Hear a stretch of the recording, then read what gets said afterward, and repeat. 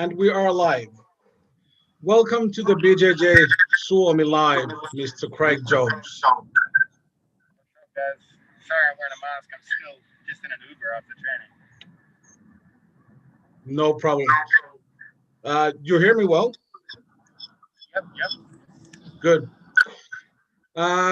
We had a lot of questions coming from beforehand from our viewers, coming from our Facebook, our Instagram, from Reddit. I got personal messages, and to all the viewers, we're just not going to be able to go through all the questions. So sorry for that. But without the further ado, how's Puerto Rico? It's amazing. I mean, the weather's perfect. It's winter here, but it's still like 28, 30 degrees. Definitely a good change from New York.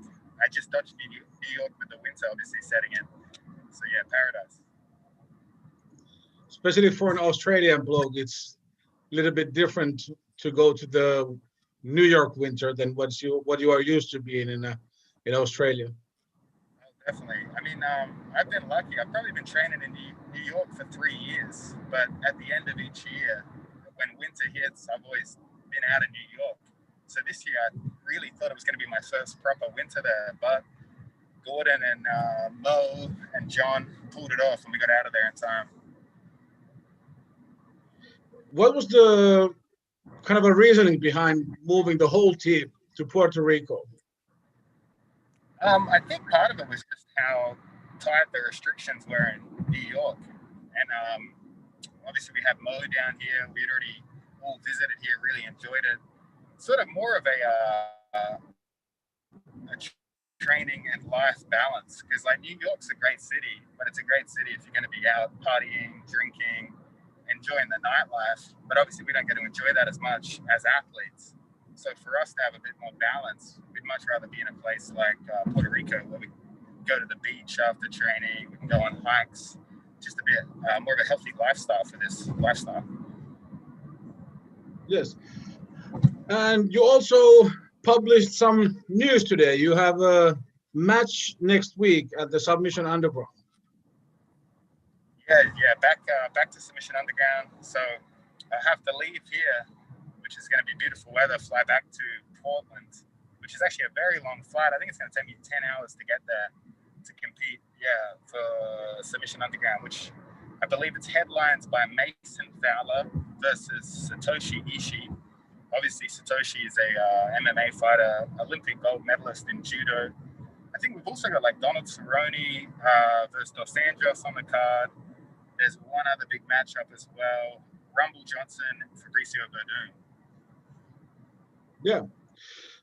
Submission Underground always seems to be able to put on high quality MMA fighters against high quality jiu-jitsu fighters. Like having Satoshi Ishii against Mason Fowler now, and there's Verdun against Anthony Johnson, and there has been a lot of good like MMA guys versus jiu-jitsu guys in a match in Submission Underground. How do you view Submission Underground as an organization? Is it a good venue for a jiu-jitsu athlete to build their career on?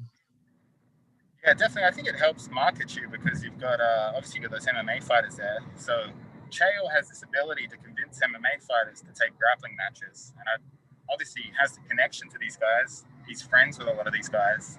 I believe UFC helps him out with some of the pay and stuff. Obviously, UFC Fight Pass can sort of build the budget to pay these MMA fighters. So he really does it well. It's really good to market yourself. Like whenever I've looked on Google Trends or something to see when my name's trended the most in the news and stuff like that, it's always been against like a Rumble Johnson or a Taquino Pajares. So I think if you want to grow your brands and make a bit more money in jiu-jitsu to be more noticed, I think Submission Underground's the place to do it. I think it is a bit more, in terms of sports entertainment, it leans more towards the entertainment side than the sports side. Whereas I think that you contrast it with like, ADCC's, to me, the best balance. It's it's enough entertainment, but more sport focused. Like the winner is the winner. There's no complications involved, if you know what I mean. Yeah. You've been competing in ADCC 3 times now in the world level, right? Yeah, Or I did. 3 times. Brazil, Finland, and the recent one in LA. Yeah. Of course, a lot of people have been asking about when you visited Finland, how did you like Finland and when you are coming back? Oh yeah, I mean, yeah, Finland was nice. Sometimes, especially that being at that time was the biggest thing I'd ever been a part of, really, and that I had adequate preparation for. I mean, ADCC 2015 was more. I was just there as a tourist, sort of enjoy the experience. I really didn't have any expectation to do well, and obviously that showed. I lost first round, but for Finland, I was very nervous, taking it very seriously, so I didn't really get to enjoy much. And at the time, I had to rush back to Australia to teach, so I didn't even get to enjoy Finland. I think I was in and out.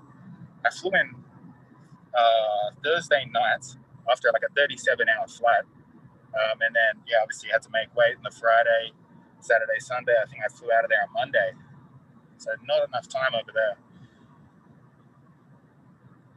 Yeah, and we actually have been talking about having you for a seminar sometime when the timetables and the other obligations allow that to happen. So I actually really wait for that to happen one day, but it's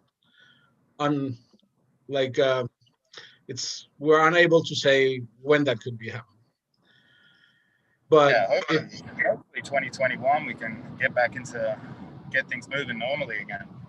Yeah, I hope so too, and well, I hope we can leave this year behind, and we will soon. So I hope next year is going to be better for everybody. There was actually a question about year 2020. It's been quite different especially for athletes, training wise, competition wise. What is the positive things that you can take from year 2020, and what are the most negative things that you have from 2020 according to your career as an athlete?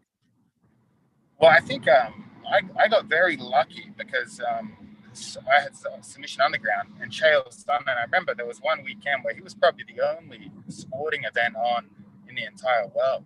So luckily he had set me up. I think it was against Vinny Margalesh. So I mean, I still was able to compete almost every month. I did a competition against Vinny. We did it in a barn in the middle of Oregon, it was like a wedding venue, like some hidden location. It was all very strange, like obviously no crowd, a lot of thorough testing and stuff. So from the competition end, I got to keep progressing. In terms of the training, we trained every day throughout the entire pandemic, even when New York was really crazy. But as the COVID cases went down, the people we brought into the gym went up. So at the start, it was basically just me, Gordon, Gary, Nicky Rod, just the core crew. And then over time, we brought more and more people in. But for me, it was great, really, because it was almost like small private sessions with John Danaher, in which we've typically only had, if I used to go to John's class, it'd be over 100 people on the mats. So definitely much more personal attention, catered the training towards the high-level athletes rather than the whole room as a whole. Yeah, there was actually a question about training with John. Like, I know you've been training in a lot of different places. You're originally, of course, from Australia and training there, but I know that you've been training also in the United States in many, many gyms. How do you say that training with John is different opposed to the other gyms that you've been training before? Is it different? It's just, I would say probably more scientific. Like, because John can't roll himself, he's really just guiding us through our sessions. And because he's watching every single round, he teaches moves the next day based on what happened in the training room today. So like, he's just answering problems he sees we're having.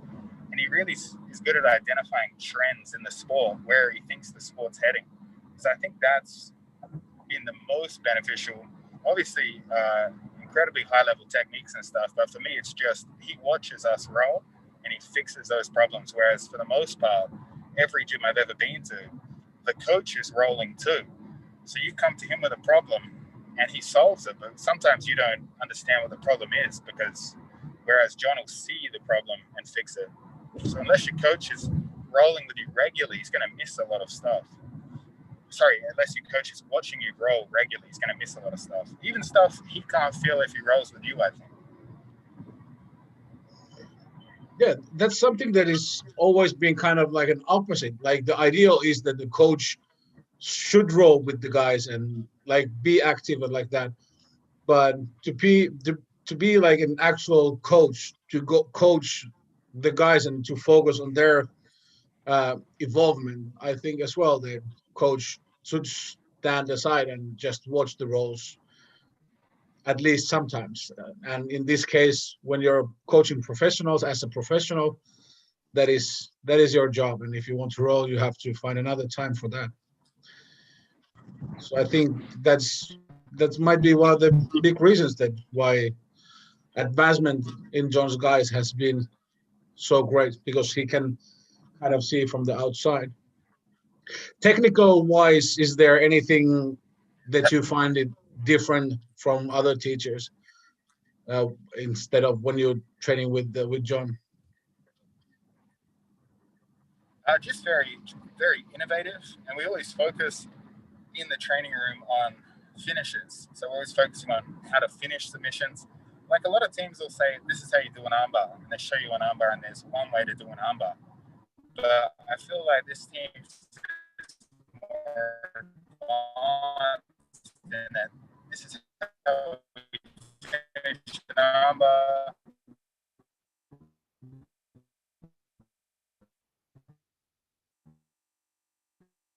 This is how we adapt it when they try to escape. Like, because our team has a lot of lections themselves, become much more advanced. Most of the mission escape, dual tap, very soon, which I think for obviously the obvious and stuff's perfect, but I don't think there's many teams that train those highly stressful situations.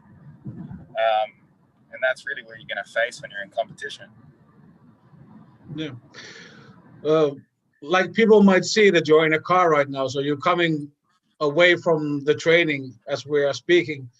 Can you tell me kind of like how is the training now that you are in Puerto Rico, and you can focus only on your training, and John doesn't have to teach kind of like regular classes at the moment? All right, so we're training at this small team. Puerto Rico now. Can you say again? We lost a little bit of a connection. Sorry, Craig. Oh, sorry. Yeah, we're just training at this small team here, CrossFit Guanyaba. So John's teaching us, and he's also teaching the local Puerto Rican guys, trying to really bring them up to speed in a lot of the advanced techniques to make them better training partners for us, really. So really, we're going back to basics here, really basic leg locking stuff. Okay. How about, is there something new that you can bring to the table when you go to the Submission Underground next week? For the Submission Underground, I think just I'm going to stick to the basics. We got an MMA fighter. I feel like MMA fighter's weakest aspect in grappling is leg locks. So I'll be pursuing leg locks I'll be very fast pursuing them, because we've only got 5 minutes. Probably the thing I like the least about Submission Underground is the 5 minute time period we got. So for me, I just have to work the A game. I've actually been training a lot of cage wrestling with John. So that's something I wish we could show off in Submission Underground. But again, for a 5 minute period, it's probably not enough to be playing around, especially when we go to overtime, which like overtime, anyone can get caught in overtime. There was actually a question about leg locks that came from the viewer in beforehand. What do you think is the next phase of leg locking? Do you think that we have seen the pinnacle of leg locks, or is there room to evolve? I definitely think there's more room for innovation. I think sometimes things just cycle back. Like a lot of people these days think 50-50 is this new thing. And obviously Lachlan Giles demonstrated at the last ADCC, but really if we rewind time a little more, it's something Ryan Hall was using quite effectively in grappling. And we moved away from that to cross-archie, saddle, and then we moved into 50-50 after Lucky Giles tore everyone's leg off. And I just think things cycle back. And then the younger generation thinks it's new and innovative, but it's actually old school. Something I could see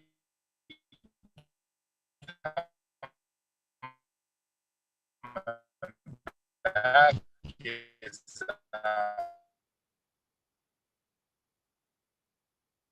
I guess being used just because of how quick. You still with me? Sorry, there was a connection break as well. So can you? I was saying that. So I think a lot of things just cycle back and forth. So yeah. Whereas 50, we had that probably 2006, 2007. Ryan Hall was heavily using 50-50, and then it faded away with the Danaher crew and Eddie Cummings, especially using cross-archie, saddle position, and then Lucky Giles sort of cycled it back in.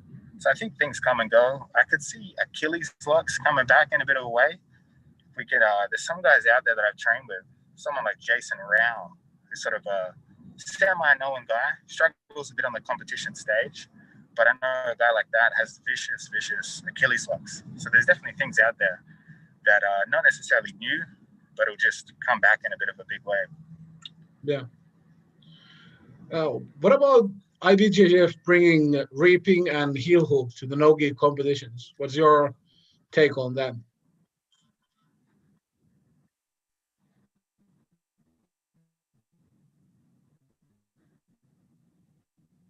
What my take is with IBJJF doing that is really they've had to adapt to the precedent you guys set by allowing all submissions, and they're really trying to play catch up in a way to the preferred rule set.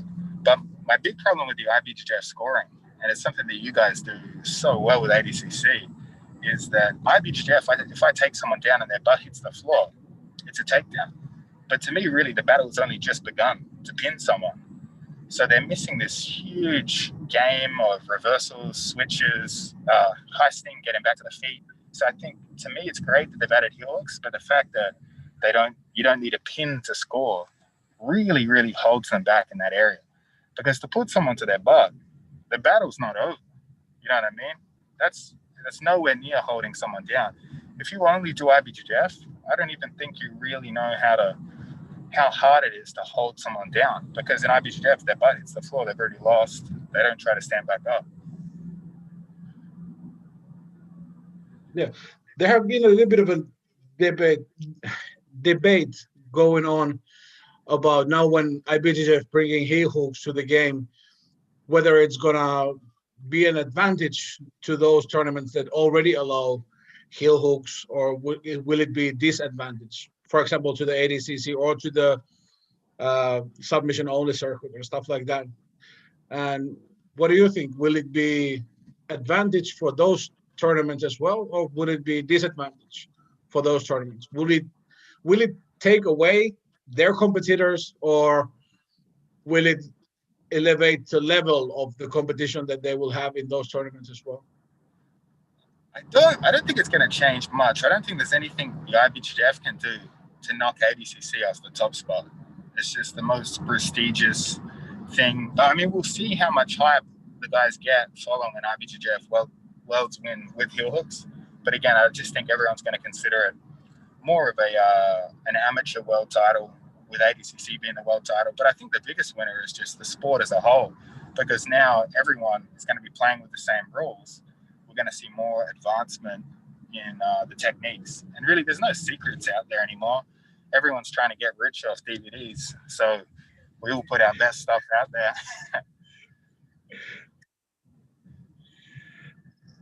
Those DVDs actually has been very good for a lot of people, especially now that when the gyms have been closed. So I think it's been good for athletes who can put out those DVDs, and also for the practitioners who can, because they cannot go to the gym as much, they can stay home and analyze the videos and stuff like that. So I think having that video service from BJJ Fanatics has come like kind of like on a perfect timing for that. So it has been serving a lot of people the right way, I think. Yeah, for sure.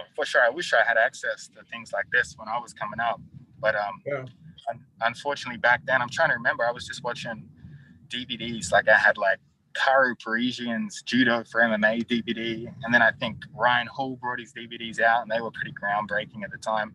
So really, I've always valued those DVD products, but again, we just didn't have the variety back then. We went from having only a couple of people making DVDs to now literally everyone in the sport has a product out there. Yeah. Are we going to see you in the IBJJF tournament now that heel hooks are allowed? I honestly don't think so, especially now I'm in Puerto Rico. For me to leave this place, it's going to have to be something very, very worthwhile. You know what I mean? And still, IBJJF isn't going to pay any real money to compete. And like, to me, it's like, why? I don't think the IBJJF world title is going to do too much for my name or anything. Like, it'll be cool to have, but I've just focused on ADCC and then what other events pay pretty well or provide interesting opponents. I feel like IBJJFs these days, Nogi is just, it's where you can grow your name, but it's not where you're going to become a legend. That is true, I think.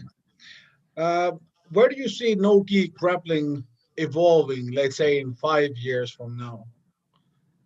I just think wrestling and submission grappling are just going to continue to join forces. We're going to see more wrestlers come across the no-gi. I mean, really, a lot of wrestlers out there today, freestyle wrestlers and stuff, don't make a lot of money. They probably see a lot of jiu-jitsu guys that are less accomplished in their own sport making very good money. So I think we're going to see a lot more wrestlers come to jiu-jitsu rather than necessarily go straight to MMA. So I think as they come across, we're going to see just a bit of a merging of the two sports, which I think obviously the rule set for ADCC is really encouraging that quite a bit. So I think that's where the sport's heading. I think you guys were ahead of the curve on that, like ADCC submission wrestling. Yeah, I think so too. Even though pure wrestlers have not been doing really, really well on ADCC, there's only a few world champions who are purely wrestlers before they came to ADCC. But I think wrestler with a good submission defense and good attacks with very, very good planning and very good kind of like strategy can go very, very far. Like Nicky Rodriguez is a very, very good example. 2.5 years from starting jiu-jitsu, going to the silver medals in the ADCC. And I think that's big reason for that is the strategy that he could play and what they came up with his coach. So I think there's room for wrestlers. For sure. I think what wrestlers bring. 1 sec. Thank you very much, man. Yeah, this is fine. Yeah. All right. I don't know. You guys can see pretty tropical behind me. Much better than New York. Yeah, but I think what Nicky Rod and stuff bring to ADCC and jiu-jitsu is really more or less the mental toughness. All of us jiu-jitsu guys are used to just flowing around and stuff, and even me personally can be guilty of that. Like, I'm too focused sometimes on getting a perfect submission or something, and I don't really use the physicality as much as these guys. But obviously, it's a very, very important part of combat sports as a whole, and that's something I think, like, I see Nicky Rod train, and he's just got a level of mental toughness that's been born in the wrestling room that we don't really have. Yeah, training wrestling is a little bit different than training jiu-jitsu. That is, I think, one of the biggest aspects of wrestlers is their mentality and their willingness to actually just plow through when some people could just like take the easier road or something like that. And that's the strength of wrestlers, I think. Pull guard. Sorry? I said take the easy road and pull guard. Yes. I'm guilty of that. Well, not just like on a stand-up, but like in a lot of the scrambles and stuff like that. Like wrestlers, they are like they've been training since kids to go the scrambles all the way through the end and not put on their backs or not go to the bad position or stuff like that. So in jiu-jitsu, there's kind of like always a position that you can go that you don't give too much. But for wrestlers, it's you're either on top or you're on bottom, and you never want to be on the bottom. So I think there are like mentally more prepared to go all the way in the scrambles than us jiu-jitsu guys.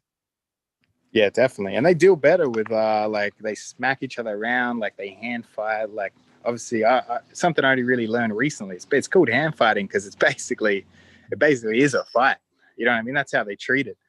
I think it's the mental toughness. Like obviously, we got guys like Gordon and stuff that are pretty much unbreakable mentally, but for the most part, a lot of jiu-jitsu guys get flustered. Like say, like a guy like Wagner Hosha, great example of taking advantage of sort of a bit of the mental weakness of the jiu-jitsu guys. Yes, Wagner is kind of infamous inside the jiu-jitsu community of being kind of dirty grappler. Like he's using all the gray areas where he can float and be a little bit annoying all the time in the match. So I think a bit of a dick. A dick is the word. He knows. I try to be politically correct.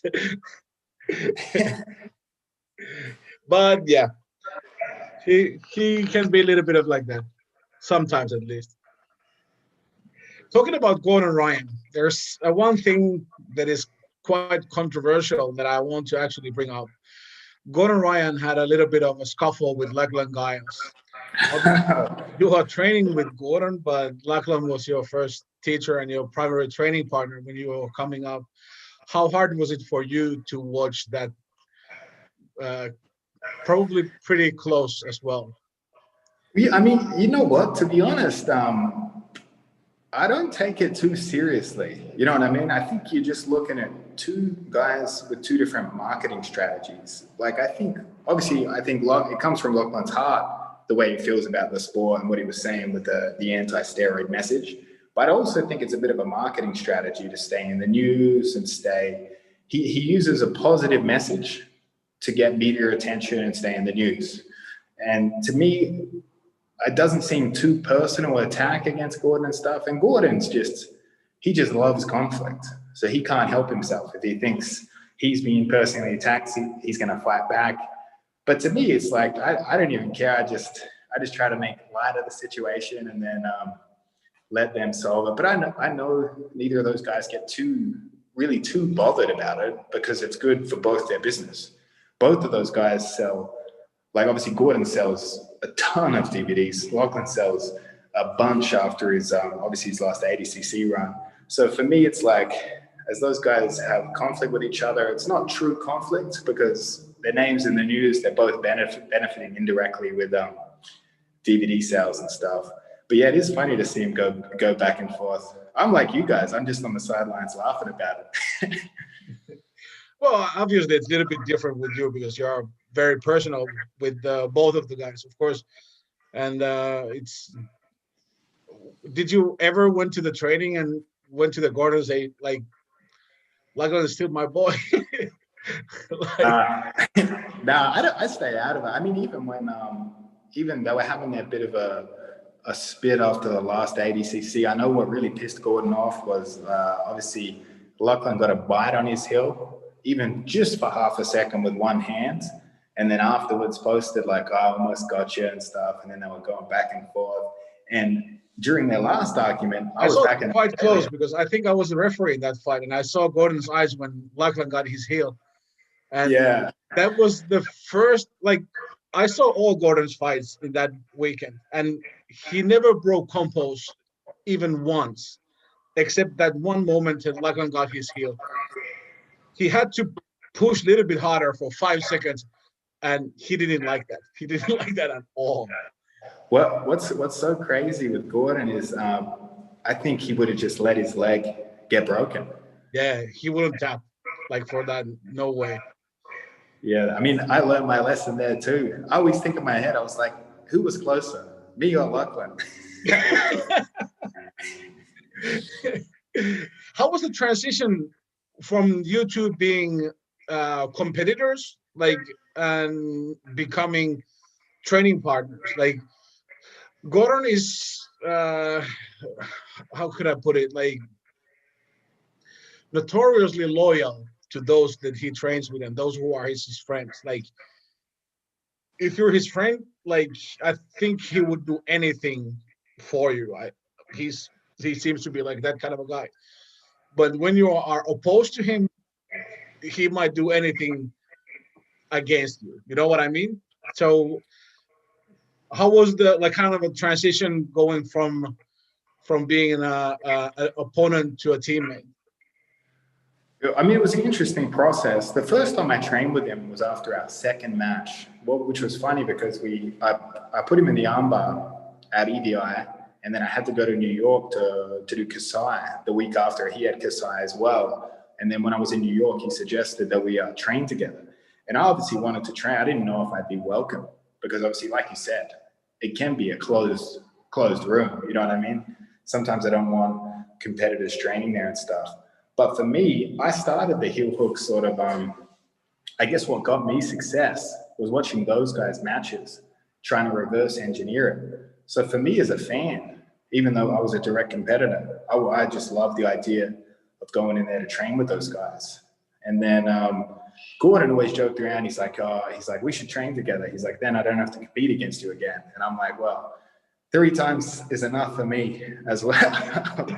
But yeah, I went in there, tried, and just started training with those guys. I don't even think we had a real proper meeting or anything about joining the team. I sort of got in there pretty easy. I know some guys have tried to join and John's been like, nope, you cannot come. But it was perfect for me because I was going into 88. They had no one in 88. Gordon was going up to 99. And also John's biased because I'm from Australia. He's from New Zealand. So anytime someone visits from that part of the world, he just loves them.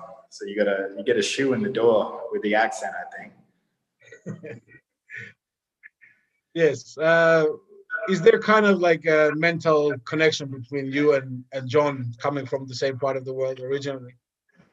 Yeah, definitely. He has a bit of nostalgia though, because he hasn't lived in Australia or hasn't visited Australia. He's visited briefly, but I think what he remembers as Australia is like the 80s, like Crocodile Dundee era of Australia. So he's got a lot of nostalgia to. Obviously, it's very, very different these days. But yeah, it's good. It's good to talk, hear stories and stuff when he talks about Australia and New Zealand back then. Because I mean, I miss Australia too.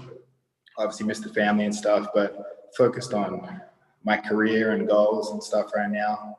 But yeah, it's good. It's good to have another connection to that part of the world. You can kind of like have an Aussie parties together and exclude everybody else because they're Americans. Yeah, well, it's funny, man. It's funny because he always shits on Ethan Krallenstein and Taza. He's always like, oh, these shitty Canadians. He's like, but actually, the first time I trained there, he made all these jokes about Crocodile Dundee. He's like, that's not a knife. This is a knife. So after the first time I visited, I actually bought him the Crocodile Dundee replica knife. So he's got the official Crocodile Dundee Bowie knife at home. And he loves knives, and he loves giving out knives to people. At least I think Gary Tonon has said that receiving a knife from John is a bigger compliment than receiving a new belt from him. Oh, for sure. And I think he gives out knives as well in case he ever gets arrested as a serial killer. They find fingerprints on a knife. He'll be like, well, I give them out all the time.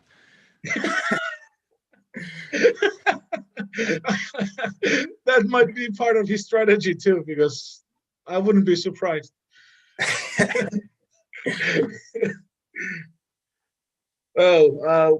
When the DDS guys came to Finland for the ADCC, they gave a seminars in our gym in Jyväskylä. I picked up John from the airport and with my car, and I thought that now that I have John Danaher for 3 hours in my car, I'm gonna pick his brain about jiu-jitsu, and we're gonna go through about how to teach and how to train and what his philosophies are. We didn't talk about jiu-jitsu at all. We were talking about World War II history, snipers, killing people with knives, and all kinds of things that really didn't had anything to do with jiu-jitsu or anything. But it had a lot of do with John Danaher's mindset. So his mindset is something a little bit different. He's very, very good at telling a story. Yes. I think like very it's not, I wouldn't say it's rehearsed, but it's just very like he's very good at telling a story. I think he could write stories, you know what I mean? Like he should write a book about his jiu-jitsu career and stuff, because the way he can tell a story, very captivating. Obviously, if anyone's watched his instructionals, you know what I mean? Like he break it down very well. I think like a semi-fictional book about John Danaher's story, like straight out of the airplane coming to New York and ending before like George St. Pierre era or something like that. Like the time when he was not that famous coach or when anything like that. I think that would be like a huge book. Like I think even people from non-jiu-jitsu world would buy that book because it could be very, very entertaining. Oh, definitely, definitely. That's what I love hearing from him. I love hearing his stories about New York in the 80s when he first. I mean, actually, no, New York. He arrived in '91. He arrived, I think, in the most violent year in history of New York. So it was like I love hearing stories about when New York was real grimy and stuff. Yeah, actually, I just told today a story to one of my friends in our gym about when we were having a dinner, and Ethan Krellistein asked John like, what should he focus on if he wants to buy a new knife? And everybody on the table got like 30-minute, 45-minute lecture about how to choose a perfect knife. And and everybody would just shut up and listen when he was talking about like the carbon percentage of the blade and the shapes of the blades and shapes of the handles, and like really, really going into the depth of how to choose the perfect knife. And like after that, Ethan was just like, okay. And just like speechless after that. It was so funny. But he is a good storyteller. It's like he can just like pick a subject and talk for an hour. Oh, definitely. I mean, especially history. The guys hit him up with history questions all the time, and that's where like this. I mean, if you want him to talk, ask him about knives. Ask him who would win between two animals. If you'd be like, what would win, a bear or a hippopotamus? That's where he really loves as well. And obviously, World War II, any sort of history, any sort of like Genghis Khan, anything along those lines, and he'll love it. History of war. Let's come back to this day and to Craig Jones. Now that we are ending year 2020, and you have the match coming up in the Submission Underground, I assume that it's going to be your last match this year. Or do you have something planned for this year? Yeah, but I think I'll bounce back pretty quick. No, this one's December 20, and then I think I'll be back on Flow January 22nd. I can't see the opponent yet. We're still trying to negotiate a weight division, but that'll be a fun one. I think it should be the main event of who's number one. That's great. How active do you try to be? Like, do you want to have like a match every month, or like have maybe 2 matches in a month, or how do you like to kind of like schedule your competing? It's honestly just how my body feels, and like it's strange because I train 7 days a week. Felt great. I was competing every month, and then in about July, I don't know what it was. Last 6 months of this year, my both times I had staff a bunch. I was really worried about that one. So I don't know what it was. I don't know if I was overtraining. Maybe my body wasn't handling New York very well this time around. But yeah, my immune system and stuff was terrible. It's just like from COVID onwards, I was crashing. But since I got to Puerto Rico, felt great, pushing hard again. So for me, if I feel good, I would compete every 3 weeks.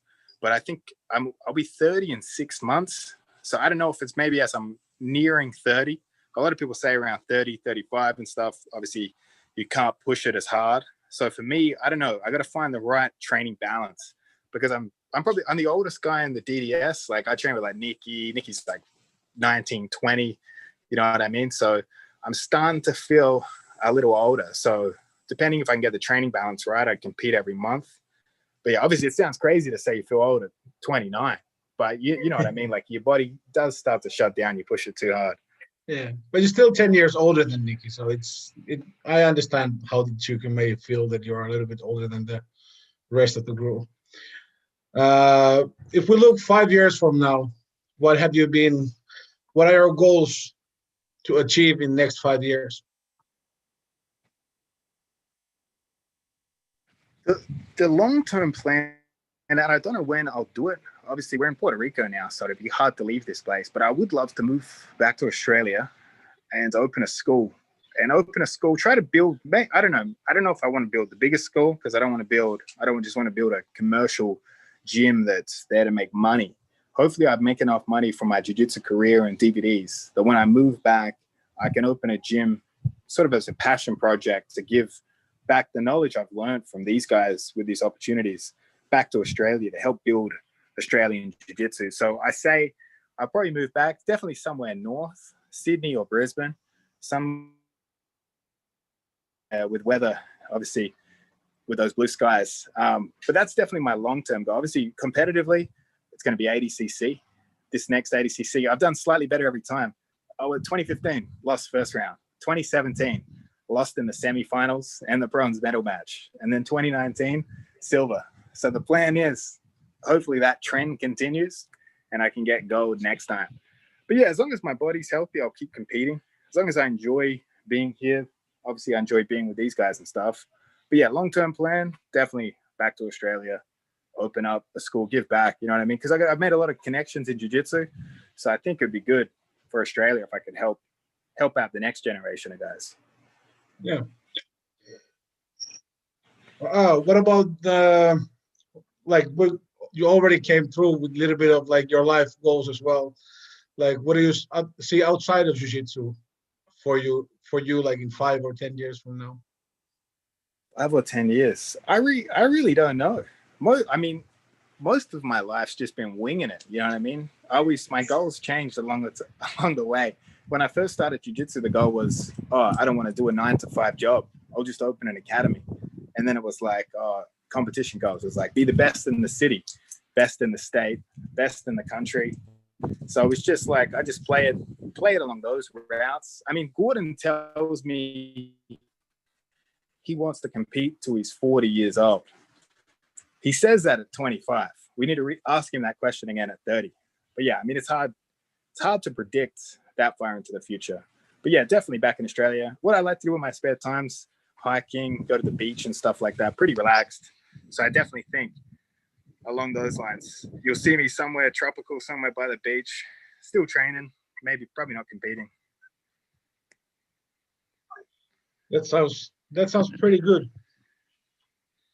A lot of people have been asking about your like weekly training routine.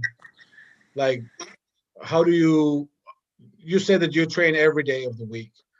So do you train once a day, or you have 2 trainings per day, or how do you train at the moment?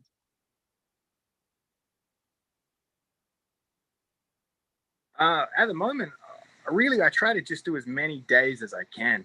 And then if my body starts to crash, take a day off, have to take 2 days off, take 2 days off. But usually for me, I'm probably looking at 6 out of the 7 days. And then usually lifting weights, probably 3 days out of the week. But again, different to Gordon, Nikki, Ethan. I'm probably more along the lines of like Oliver Tarza style of lifting. I lift to protect my body and joints and stuff.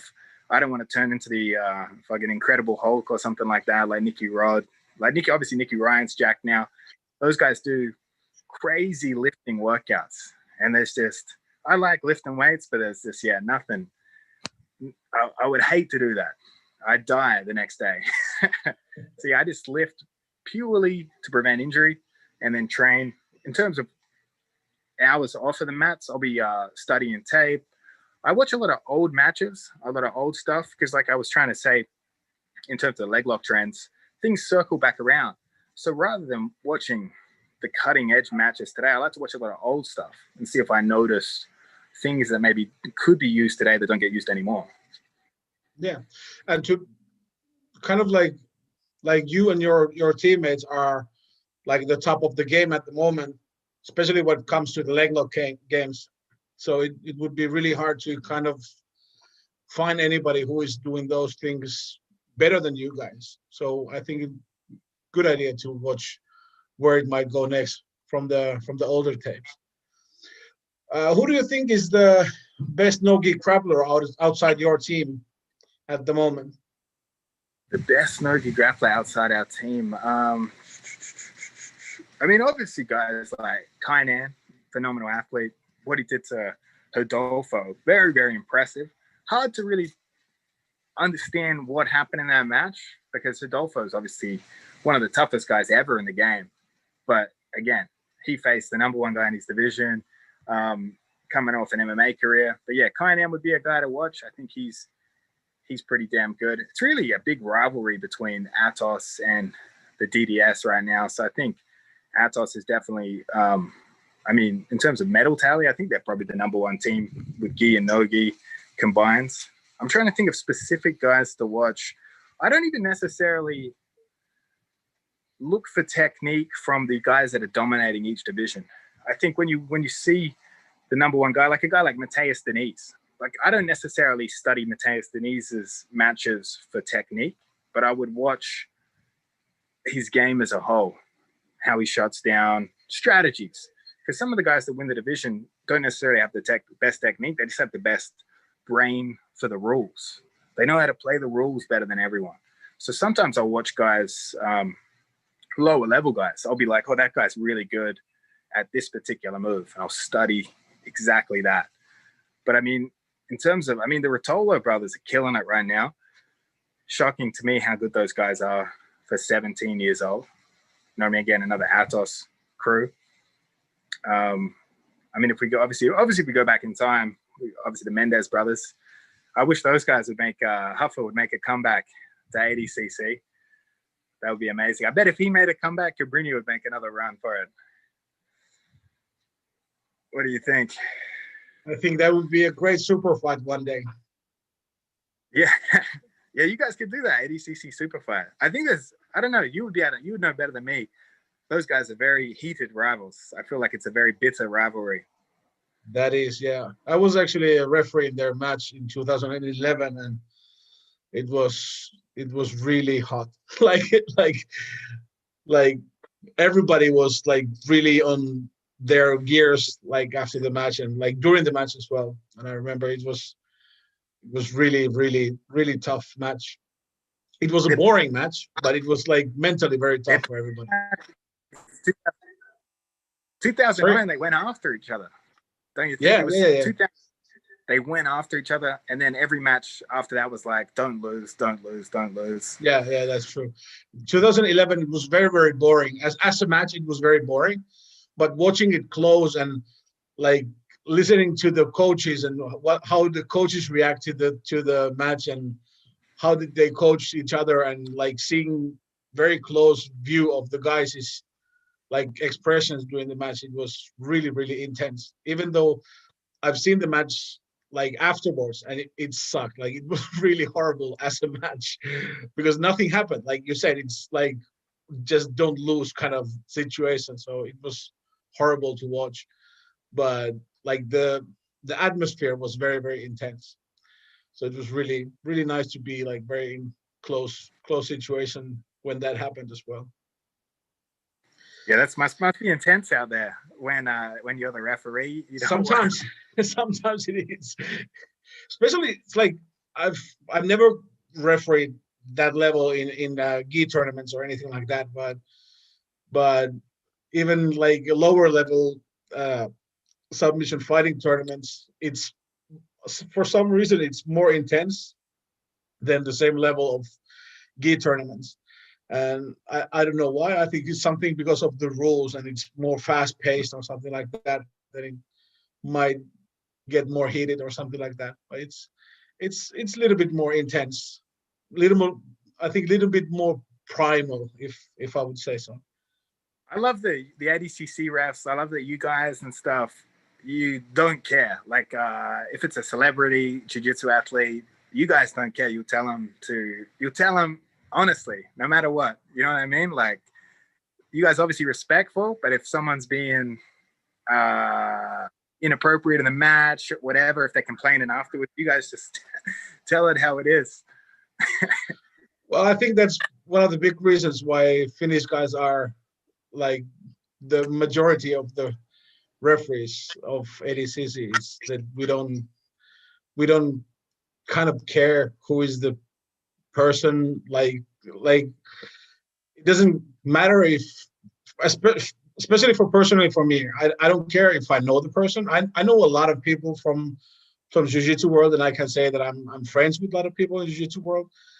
But for me, it doesn't matter if there is my brother or my best friend or somebody that I don't know at all fighting on the mats.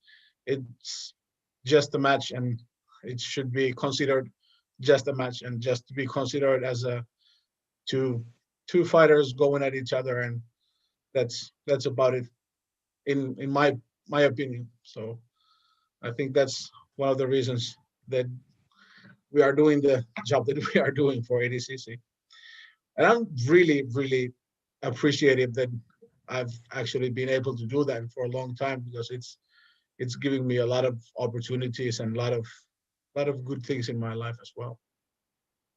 Oh, definitely. What's your, obviously, I think 2017 was probably the biggest, 2019 was the biggest show, but what year had the most memorable matches to you?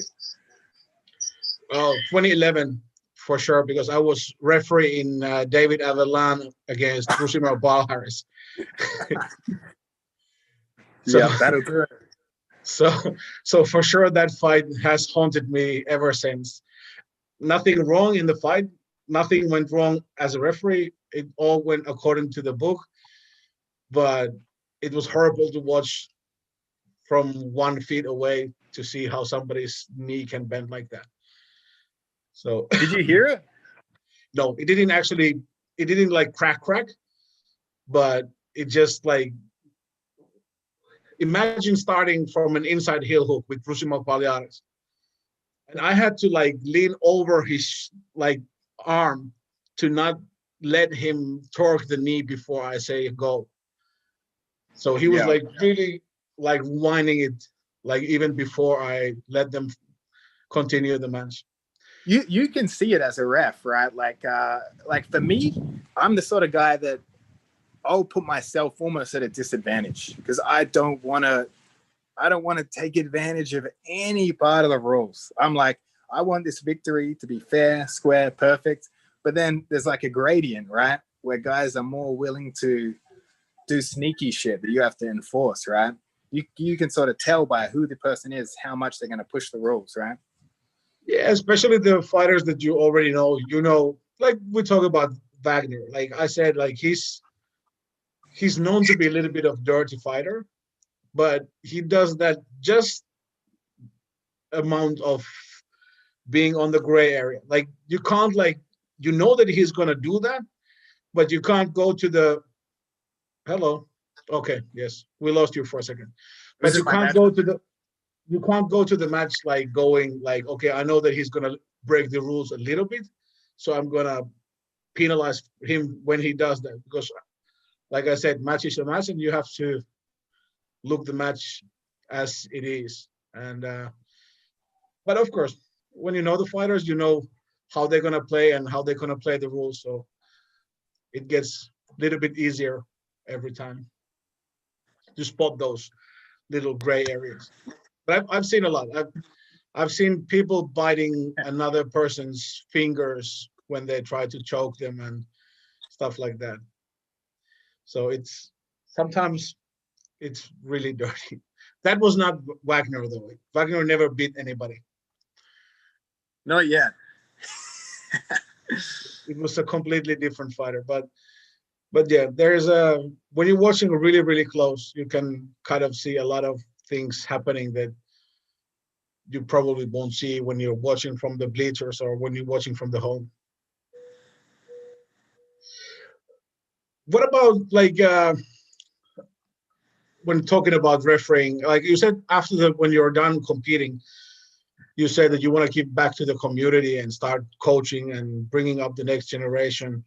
How about like organizing tournaments and going to that road as well? Do you think that is something that you want to do and kind of like build the competition scene in Australia after that? Yeah, I mean, I would like to. What I tried to do was to get the ADCC trials to Australia. I tried to be the guy that brought it back to Australia, but luckily they were already giving Australia the trials. So I think it's John Donahue and a guy from Sydney called George are going to run it. So I was going to try to use my position in the sport to try to lure the trials back to Australia, because really I think we'd have a huge, huge turnout if it was done correctly. But luckily, I didn't get the trials, but luckily it's already going to Australia. So I wouldn't necessarily want to run tournaments for profit and stuff, but if I could use my position to influence to get bigger events to Australia, for sure. That's what I would try to do. Refereeing, though, I've refereed tournaments before. Too stressful for me. Too stressful. Rather sit in the coach's bench. For sure. Yeah, I'd rather help him from within the training room and then be able to enjoy the tournament, watch the hard work play out. Yeah, that sounds good. Well, I'm actually gonna leave you to rest because you already just came from the practice, and I'm gonna thank you for your time. We had a great 1 hour of talk. There's, like I said, there was tons of questions that came like beforehand, and some of the questions came even during the interview to our Instagram and YouTube pages. A lot of the questions were actually about your shorts and your fight gear and how to buy the fight gear and how to buy the shorts, and will you be bringing the actual snow leopard collection to those and stuff like that. We have to say that the snow leopard gear that was in the picture that I sent was not your actual fight gear. It was a picture from Grappling News. And yeah, they edited it. That was they found a secret picture of you wearing that special uniform. Yeah. So but if people want to know more about Greg Jones fight gears, you can go to Greg's websites and see from there, right? Yeah, ma1combat.com. I think they ship out of Australia, but ship worldwide. So obviously it comes from Australia. It'll take a bit of time to get to you, but it will get to you. If people want to reach out to you and follow you, where they can go, and what is the best place to follow you and your career? I only use Instagram, so Craig Jones BJJ. But if you follow my Instagram, it's probably 95% jokes and then a little bit of it's always jiu-jitsu related humor. But yeah, I try to be a bit more entertaining, take myself a little less serious than a lot of the guys out there and stuff. So if you Instagram page. Cool. And also about the training in Puerto Rico, at least Gordon has been saying that the gym is coming there, and you guys or Gordon or John or somebody is going to build a gym there. And people have been asking if they can come and train with you guys in Puerto Rico one day and how it is possible and stuff like that. So can they just come and contact somebody and just join the training, or how would that be possible? I think we're going to have a full website, everything. But I would say that for the international people, by the time COVID opens up world travel again, the gym's going to be ready to go. So we'll have like 15,000 square foot gym. I think we're going to be able to have 300 people in there at once. So there will be no shortage of space.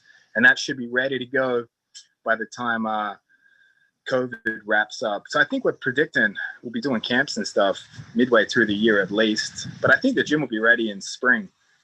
Nice.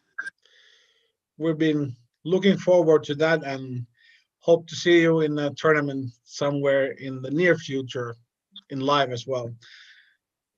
Unfortunately, all the ADCC trials that were planned for this year and the next spring have been either canceled or postponed. So probably not going to see you for a while, but I hope to see you at least at the Worlds or something like that whenever the Worlds are held. Yeah, hopefully early of the end of 2021, early 2022. That'd be perfect. Yes. I hope so too. Thank you very much. And thank you to all the viewers. Remember to subscribe, click like buttons, and click the notification bells and whatever you have to say in end of all of the YouTube videos. Thanks, guys. Thank you very much. And catch you later.